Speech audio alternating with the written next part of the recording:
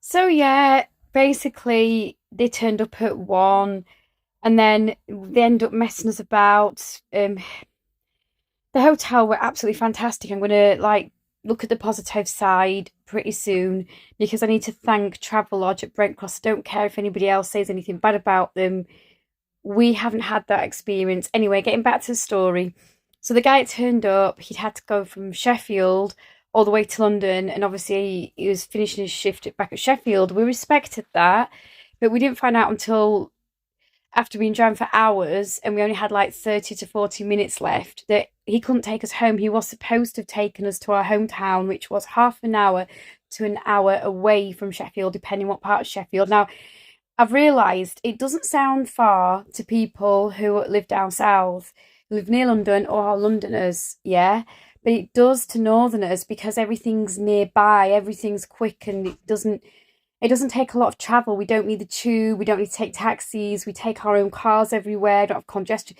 It's different up here. So to us, you've got to think that is a long distance if you're not used to travelling far for a long length of time as well, doing it a lot of the time. Anyway, point is that we didn't want to add that to our journey. We'd had enough. Sorry about that, was my Alexa.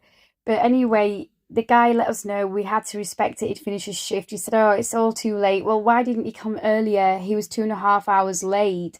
That wasn't our fault. It was ridiculous. And I have got to say, thinking about it, yeah, it was absolutely crazy. We had to wait. We ended up checking out at some sort of place, some car park. It was like a depot or stop off place in Sheffield. We didn't know where it was. There was a second guy that was supposed to take over. The first guy said he obviously needed to go, so that was it. And we're like, well, yeah, we had to agree, didn't have much choice. So the second guy turned up, but we really should have gone home with the car. The second guy didn't have a clue how many people were going in the car. He was told 2 adults and no child, or he'd misread the message.